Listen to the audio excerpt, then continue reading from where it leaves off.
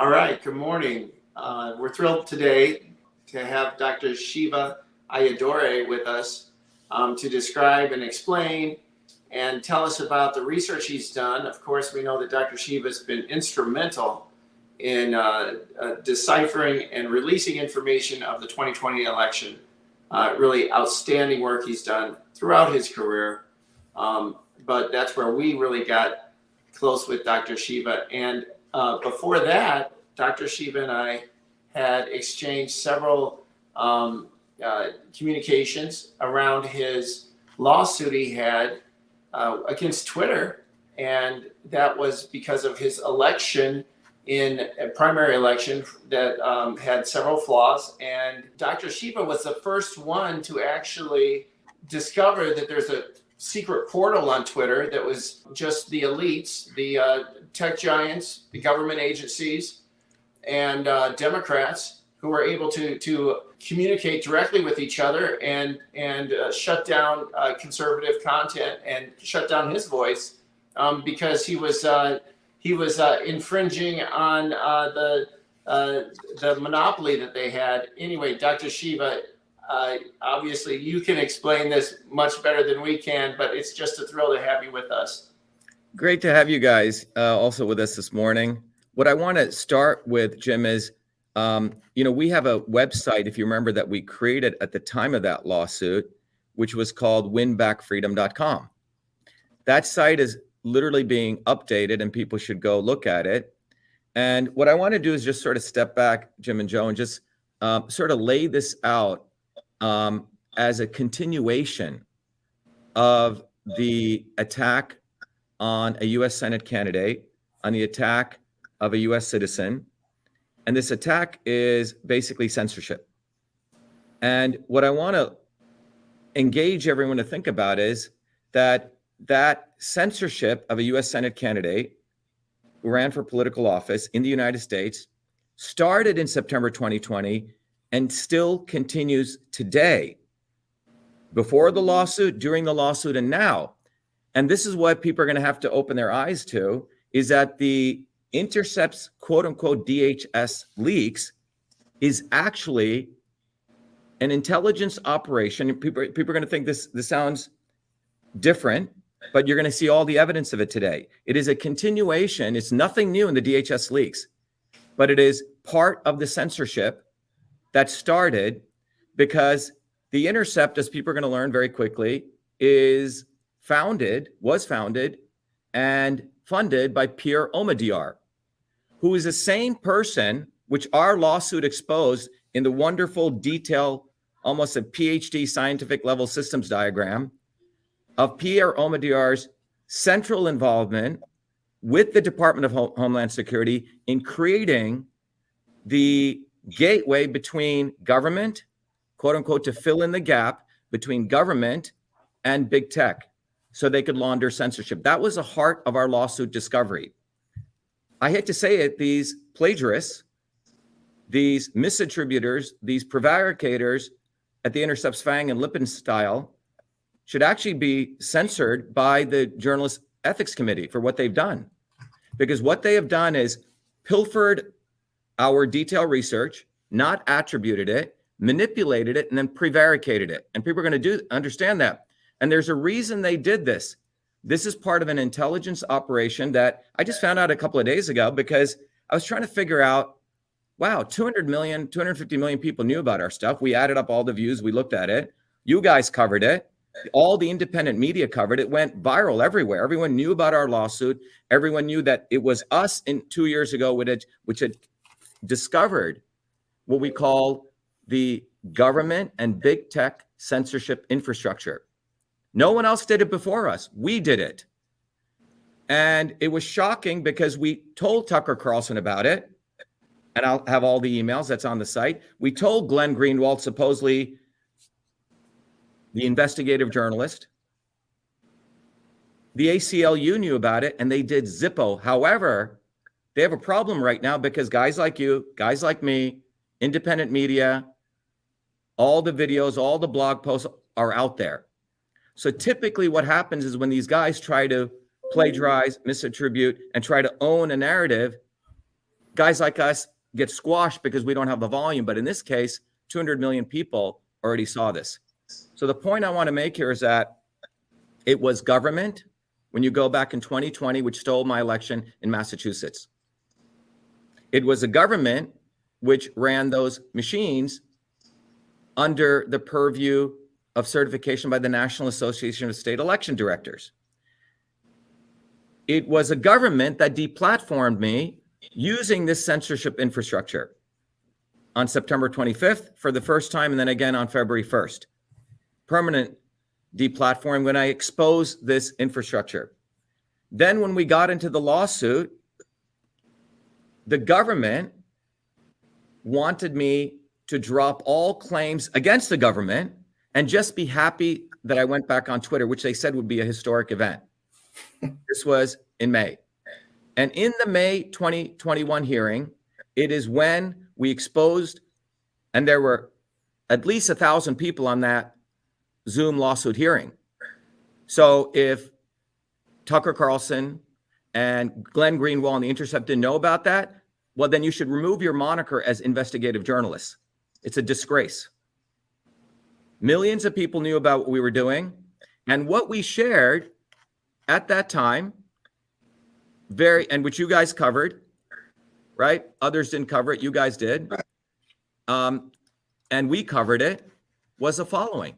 We shared and we published. We were very good about documenting everything because we knew the mainstream media. And if people go to winbackfreedom.com, we published on this site this diagram. Okay? And this diagram it took a significant amount of effort. And this is, if you go down to where the lawsuit is right here, the original lawsuit, people see that this was a lawsuit. And here's the high-res version of the diagram. And I'm going to bring it up here. Can you guys see it, Jim? Yeah, it's a bit small right now. Yeah, let me break. Okay. See it. All right. So when you see in this diagram the title is How It Works, How Election Officials and Government Actors Coordinate with Platforms to Silence Speech. Okay. And this is a Secretary of State, a government official, his counsel, who I exposed when she deleted ballot images and was arrogantly saying she could do that. When we exposed her, she and this woman, Amy Cohen, we found out in testimony, all in transcripts, which so-called investigative journalists could easily look up. They're the ones who had Twitter knock me off. All right, that's what happened. So in courtroom testimony, in October 30th, we have all this. But by May, I had discovered, as you see, Joe, all these playbooks, okay, these documents, which we also published, okay? Everyone see this? All these playbooks here. And these were documents which we were able to sleuth around and find, all these playbooks right here. Now, who created all these playbooks? These playbooks were created by Amy Cohen, Robbie Mook over at Belfer, Harvard, former advisor to Hillary Clinton, Tommy Hicks over at the EAC, okay, Michelle Tassinari, who was the actual Secretary of State's counsel who had me deplatform. Wow. Matt Masterson, who now is being revealed by Fang and Lippenstein, and they did not, which is massively unethical at best, reference us. Eric Rosenbach at the Belfer Center. Again, all these people were involved. Alex Stamos over at Stanford, Chris Krebs, and Kate Starbird, who they reference, but they don't reference ours because we were the first to expose it. So all of these documents laid out the plan, the map of how they would launder censorship for the government. So the government's right here, and maybe they don't know how to read logos. There's DHS, there's CISA, and these are all the election officials and the Global Engagement Center. So here's a problem. Here's the problem that we discovered and we articulated first in that lawsuit. And what was that problem? Why did they create this infrastructure? Okay, let's be clear why they created this infrastructure. Government's over here. The people are over here. Okay, let me go back to this the masses are here. According to the United States First Amendment, the government cannot do censorship on domestic U.S. citizens, domestically. They can do it for foreign, but they can't do it domestically. So they had to fill in the gap by creating non-governmental organizations which would do that censorship. That is the heart of our lawsuit. That is the essence that we discovered, Jim and Joe, in 2020, which now Fang, as you notice, is literally plagiarizing and taking credit for, again, without attribution. And to make that clear, let's go, and we're going to talk about why this level of plagiarism is taking place. It's not about just plagiarizing our work. There's the fundamental reason is to protect the guilt of Pierre Omidyar, the founder and funder of the Intercept itself, which is the organization that pays these two guys who are supposedly making a bogus breakthrough story, which is essentially our lawsuit, but taking pieces of it and not sharing the whole story. And we're going to understand the motivation for that. So if we go here and we now go to the actual lawsuit, which is our lawsuit, which is, by the way, read into the court record, thousands of pages of transcripts, right? Which if you are an investigative journalist, you would go look at. You guys looked at them. You guys reported on it 2 years ago, okay? Right. And we were branded as conspiracy theorists. These guys get to have the moniker as investigative journalists and get amplified by the other not so obvious establishment media. So let's go look at this. What did our lawsuit, what was the heart of our lawsuit? Okay? Because this is where we go to the primary source material. And I'm going to bring it up right here. And this is the heart of the foundations of what we discovered, okay? 2 years ago in this historic lawsuit. So let me go right here. So what are we talking about here? This is what the lawsuit says, okay? It says starting in October 2017, government officials concluded that though the nature of U.S. elections was decentralized, you see, this is a problem to them, Jim and Joe, which was spread across 10,000 jurisdictions and using different kinds of machines and diverse methods, paper and electronic. Even though they were using machines, they were diverse. So this is a problem if you want to centralize it, right? Sure. What's very best defense to cyber hacking. So they're admitting that the diversity and decentralization is the best defense.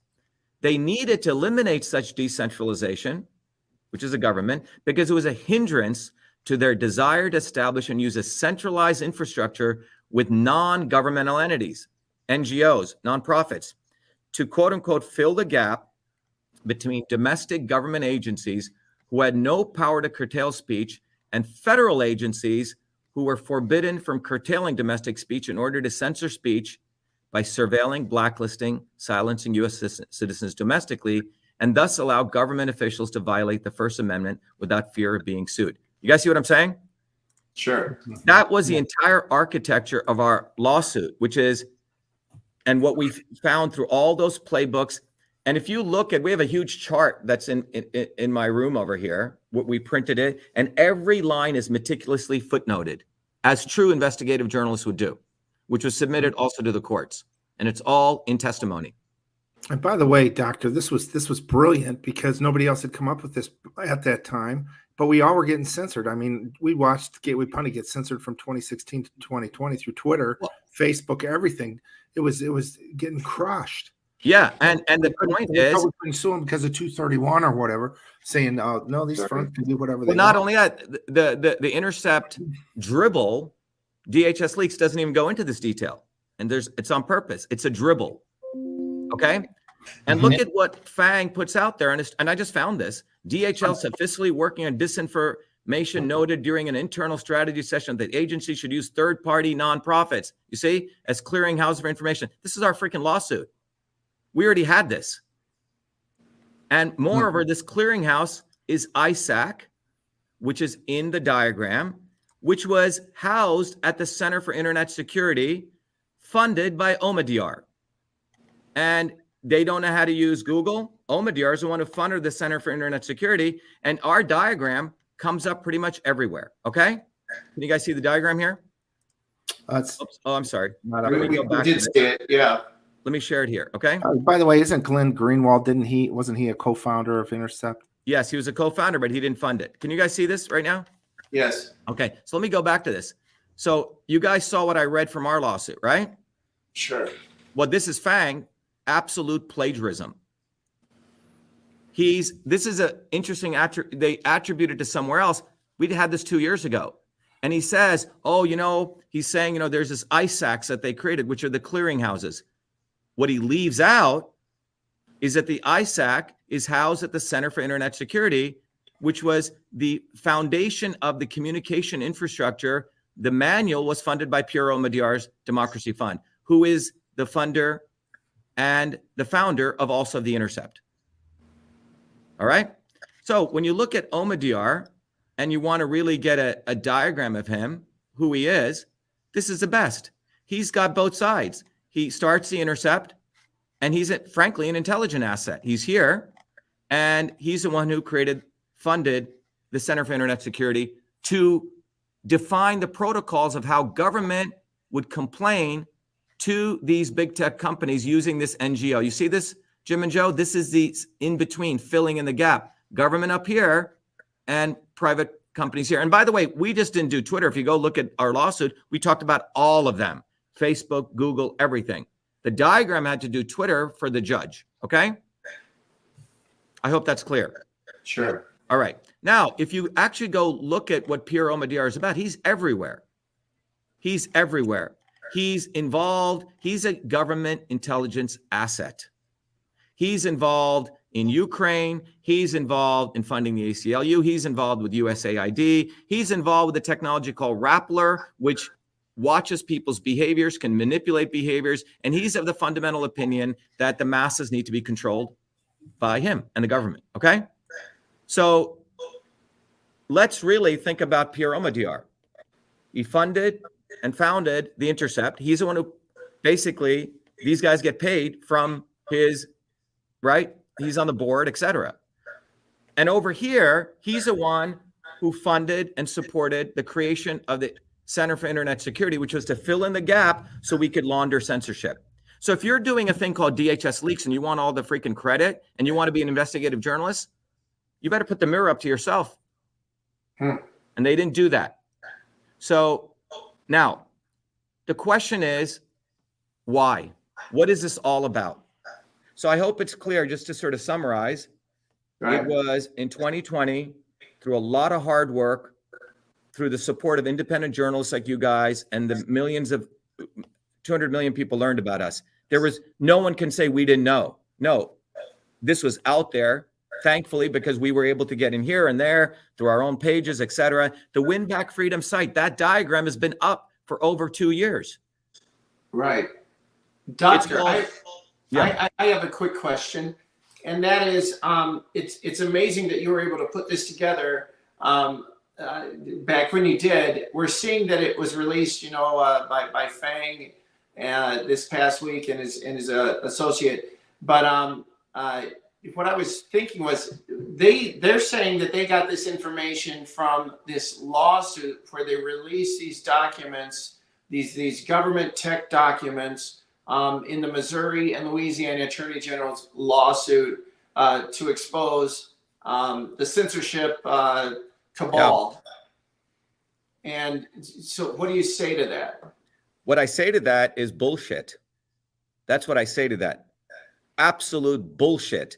These guys should remove themselves as the monikers of investigative journals. Let me tell you what happens. This is classic plagiarism 101. A guy here does all the work. Happens in academia and people get caught. Happened to one of my great professors at MIT. He did some of the earliest stuff on supersonic fluid flow, published it over here. And he told me what they do is another guy, and he was at a small school then. He didn't have the big amplification of a big school like MIT. Another guy here says, holy shit, this guy's done this. In order to steal it, they reference some guy over here who did some similar work, who may have referenced it. They reference that, and then they present the whole thing. The Missouri lawsuit guys, that's another thing. They should have also referenced our stuff. You see, you have a set of people. There is also egos, and people don't want to attribute the right people. This is what happens in academia. It's unethical behavior. But what Fang and those guys did, they have a problem because 200 million people saw this stuff. But more importantly is that their associates in the mainstream and not so obvious establishment media, Tucker Carlson, Glenn Greenwald, actually knew about all this. They can't say they didn't know about it. It was out there, but more importantly, let me share with you this, okay? the reason they knew about it, if they could have known about it easily two ways. Okay. Number one, everyone else knew about it. Okay. Number two, this is how they also knew about it. Here's my emails to Tucker, October 20th, about our lawsuit, about when we won our first thing against Twitter, October 30th, please cover it. Okay. Then for free speech on Twitter. Okay. This is a second thing about what actually happened. Then this is our first case to show government makes Twitter to silence political speech. Okay. And points to all the censorship infrastructure, everything. Got it? So Tucker Carlson, now when his interview, he gives Fan all this amplification. Let me go over here. It's all up here. So now he's giving amplification, and this is Tucker Carlson's actual statement in the interview. This seems really like a very important story, which is for some reason being ignored. Do you understand the ludicrousness of this? Ignored by who? It wasn't ignored by Gateway Pundit. It wasn't ignored by all of our followers. It was ignored by Tucker Carlson. He knew it. In fact, we sent him the documents, and hundreds of millions of other people knew it. Glenn Greenwald. Okay, let's go look at him. All right. So-called investigative journalist. Well, let's go to, did I inform Greenwald? In fact, I tried multiple times. All right. So, and I got his direct email address from, a colleague of mine, Noam Chomsky, who I've known for years. And he said, you should let Greenwald know about it. So let's go. I'm sorry about this sort of moving around here, but let's go over to Greenwald right here. So here's Greenwald. Glenn Greenwald knew about our findings as early as and concealed it. Okay. It was on the media. So here's me saying, hey, there's a lawsuit that exposed how Twitter's backdoor enables government to silence political speech. The lawsuit has sustained multiple motions. I talk about the playbooks. I tell him he can even call me. And I give him the website. You see this? And then I have a friend of mine saying, hey, you should call Greenwald. And I say, he's not returning it to me. He goes, well, that's what he did to Snowden. You got to try again. So we do another thing. In July 16th, I said, we have not spoken before, but as a follow-up to Noam's recommendations, I've sent you various emails. This is the first lawsuit of its kind, which has survived multiple motions to reveal the infrastructure used by government to launder censorship via government actors to private companies. Joe and Jim, you seen this? Yeah. If you're interested on how government silenced a U.S. Senate candidate in the midst of his election, to so on and so on, the network and infrastructure I've discovered, documented in my lawsuit, should be shared far and wide. While Trump has recently filed a lawsuit aiming Democrats, his lawsuit doesn't address this foundational issue and appears, in my view, to be another Trump effort to raise money. Okay. The infrastructure is the exact same infrastructure being used by Biden to launder censorship to Facebook. Please call me. Okay. All right. Right. And then when the Alex Berenson story comes up, people reached out to me. Berenson, again, didn't cover ours. These are sort of these pseudo refusnik elites who knew about our stuff. So what happens here? Now, this stuff comes out, just like Carlson amplified it. So did Greenwald. Great work by LHS Fang to expose a crucial evidence. Really? We're the ones who had the evidence, the transcript. We were the actual victims and the journalists. This censorship is not done at the sole or even primary initiative of big tech. It is so often done in conjunction with the U.S. government. No amplification of our stuff. ACLU, same thing. Here's the ACLU where my attorney said, you should reach out to them, but they're not going to cover it. Why? Because they had gotten into a process, let me go over here, of being against progressives. Sorry about this right here. We can edit this out right here. Okay. So at the time ACLU, by the way, they knew about it. My attorney said, but they weren't going to cover it. And one of my attorneys sent me this thing saying, once a bastion for free speech, the ACLU face an identity crisis. They only cover progressive issues. That's what this article is about. Okay. In fact, the founder lamenting about that. However, when this comes out, they, along with Greenwald, along with what's his face, Carlson, amplify it. Guess what the difference is? Omidyar gives them $1 million a year. Okay. All right. So the bottom line is the evidence is more than overwhelming. These guys knew it and they concealed it. And then they waited, delayed, and now they dribble it out. And so I was thinking about this dynamic, Jim and Joe, like, as a system scientist, I try to understand the generalized picture, right? And the conclusion I came to, and this is where I'll discuss this thing called the limited hangout, okay? I was trying to figure out why would someone do this, right? And I was just remarking as a scientist, just trying to understand this. And I did this for, we have a class that we do. And I said, this is what really happened to us. You have the whole truth, the big iceberg, right? And the little tip of it. That's the whole truth. So what happened here was first they concealed it. I'm talking about the Intercept, Tucker Carlson, Glenn Greenwald, the so-called people who we think are on our side. Then they delayed putting it out there. Then they stole it. And we've gone through every Sentin and Frang stuff, and we've shown how it's literally taken from our stuff without attribution. Then they hijack it. And then they hijack it, put out a little bit of it, overtly leaving out Pierre Omidyar and leading people to ignorance. So when you can understand this process, I was sitting with my family and others, and I'm saying, Jesus Christ, like, I can't believe this. There's got to be a word for this. Like, because I could see what they systematically did here. And I was on a call with for my biotech company with some very interesting, very smart scientists, two of them on the phone, and they love to hear about my stuff, and they wanted to talk politics. At the end of it, one of them said, he goes, that is called the limited hangout, what they did to you. It is what intelligence agencies do. And I go, what are you talking about? What's a limited hangout? He goes, that's precisely what you were just a victim of. Okay? So what I did, Joe and Jim, before yesterday, that's why I delayed to do this call today, is that I went and found out what is a limited hangout. All right? And I want to read this. And I found it Googling, and this is what David Brown says. He's actually he works at an agency which hires spooks, okay? And this is what it says. It goes, there is a term of art in politics and among intelligence professionals that is known as a quote unquote limited hangout. Whenever one's veil of secrecy is penetrated, spies or politicians can employ misdirection to distract the public.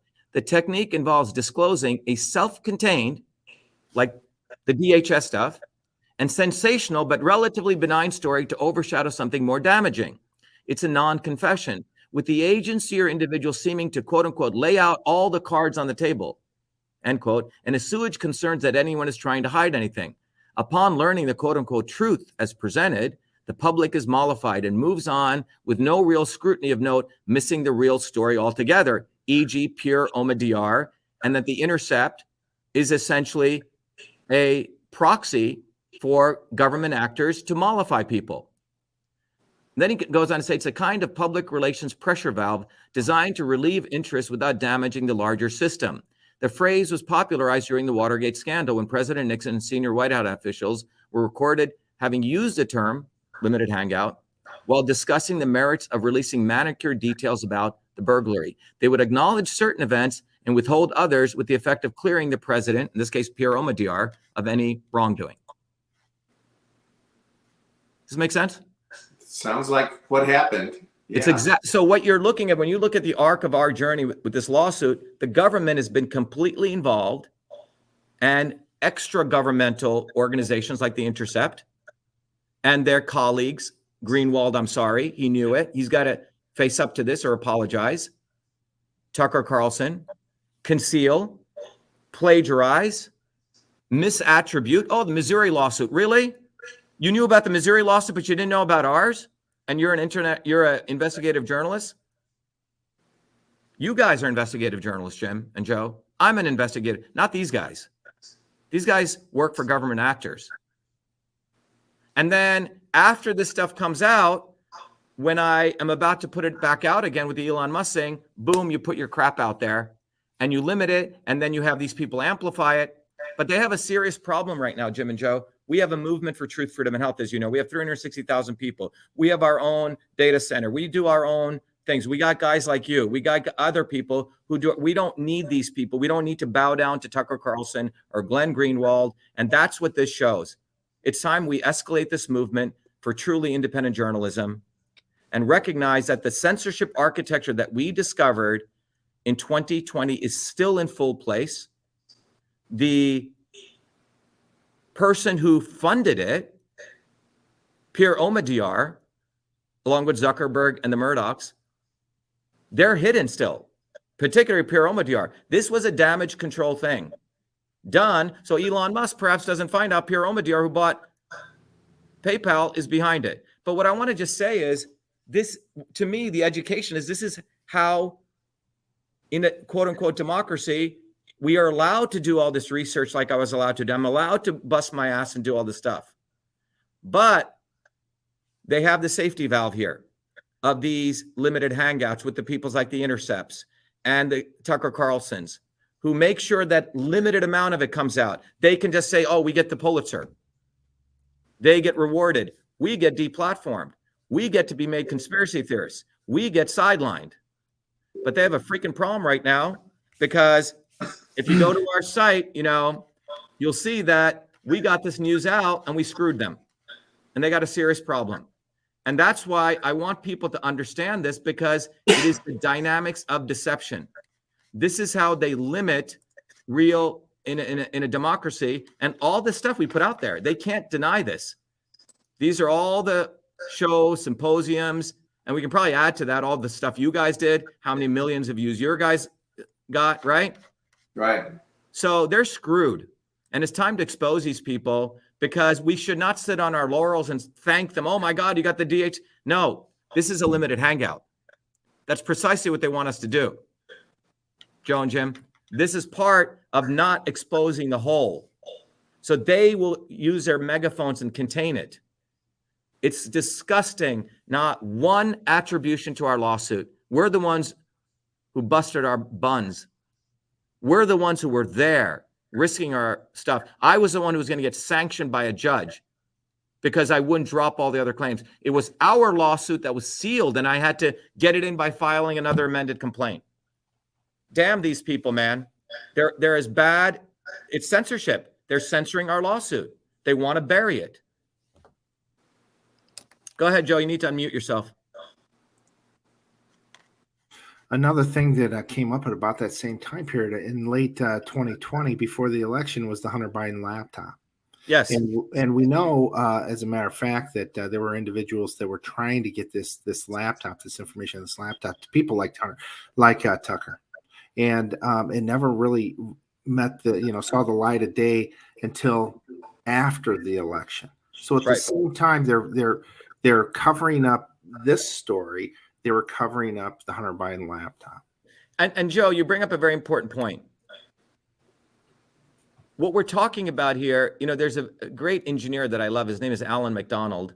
He was the engineer who actually, in the space shuttle, I used to love to watch a space shuttle launch, and I used to get up early in the morning. And I remember getting up 5:30 in the morning. I saw icicles on the space shuttle in '86.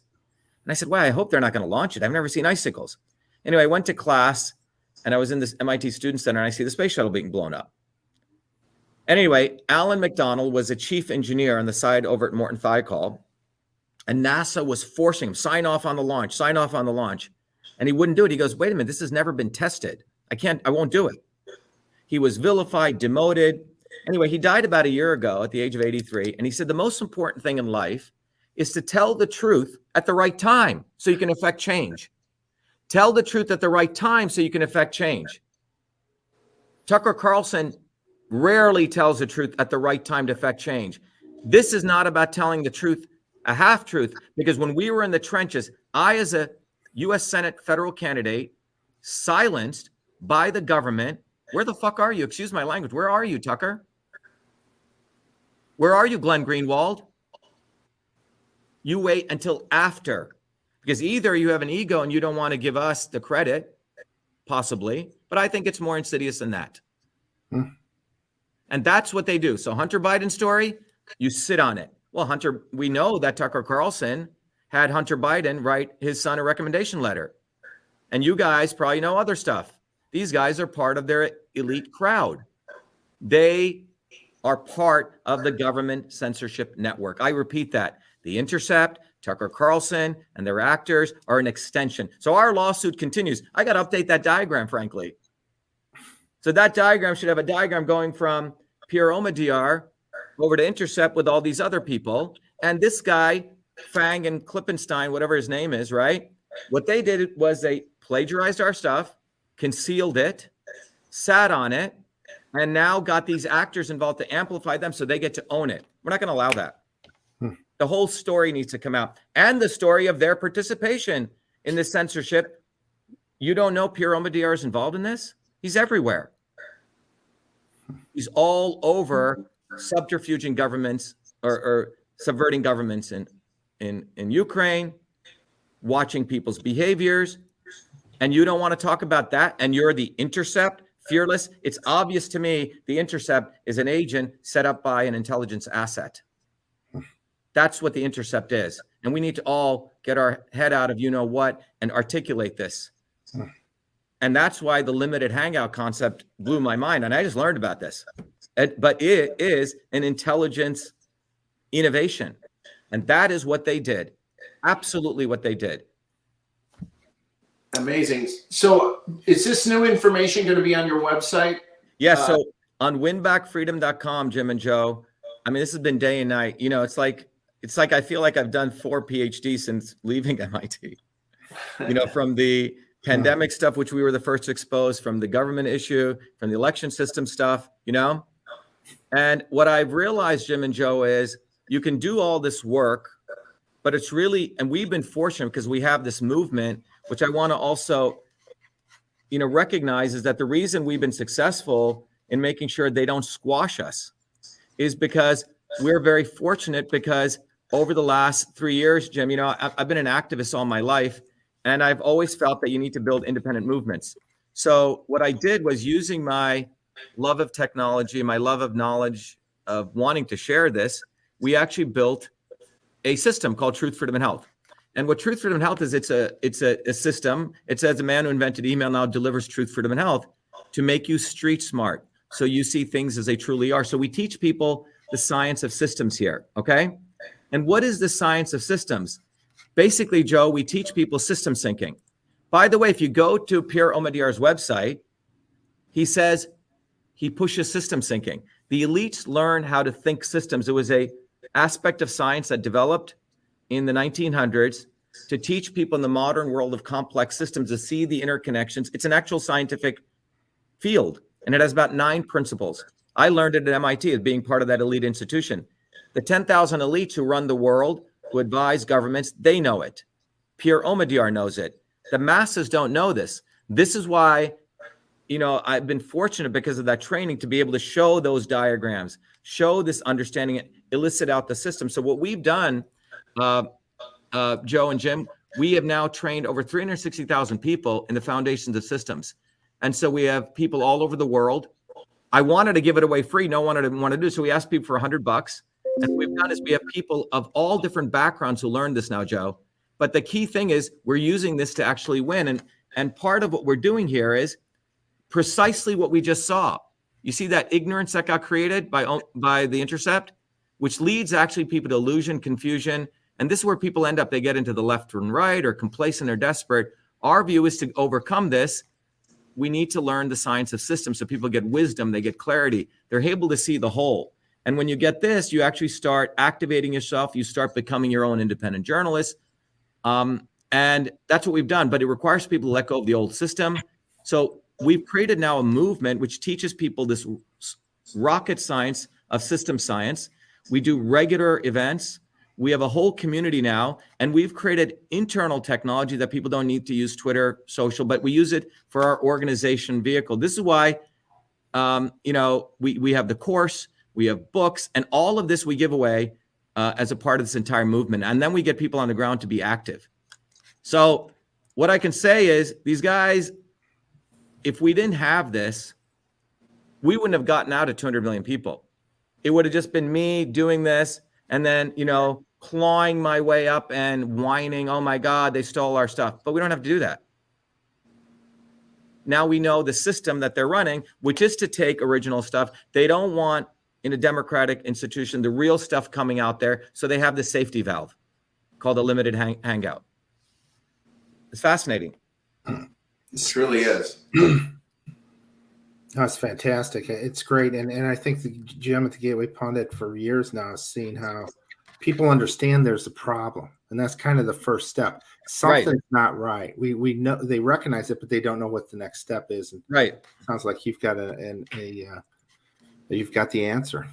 Yeah. So what we've done here, so when we updated the Win Back Freedom Paid, we lead with this now, as it says, the Intercept's quote unquote DHS leaks is neither new nor a breaking story, but a blatant and desperate cover-up, quote unquote, a limited hangout. Now you understand it, right? To conceal the guilt of Intercept founder and funder Pierre Omidyar, who funded the creation of the government and big tech censorship infrastructure, first discovered and documented by Dr.SHIVA 2 years ago in his 2020 lawsuit. We're going to keep putting this right in their face because credit needs to go to the people who are actually trying to make impact, not coming later on and trying to win Pulitzers. And it says that Intercept's DHS leak story is an interception, concealing, plagiarizing, misattribution, prevarication, manipulation of the finding of Dr. Shiva's 2020 historic federal lawsuit, Twitter, IDRA versus Twitter, to serve as a limited hangout to conceal Pierre Omidyar's, Intercept's funder and founder's involvement in the founding and creation of the government big tech censorship infrastructure. So we laid all this out.